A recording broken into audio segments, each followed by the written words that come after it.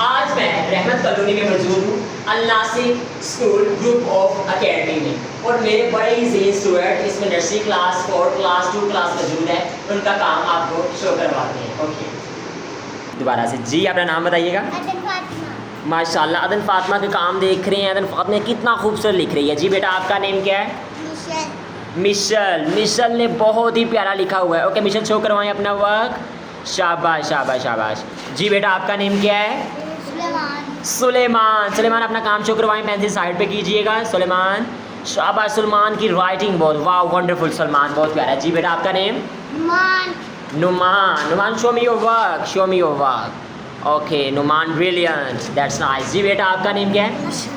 Hasan. Okay Hasan, अपना काम show करवाइएगा। That's good. Okay, your name? Abu Bakr.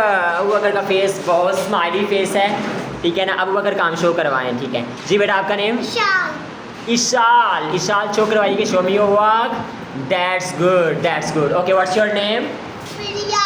Freeha. That's good, that's good. Fariha अपना काम, ठीक है। फ्रीहा काम बहुत प्यारा। जी बेटा, क्या नेम है आपका?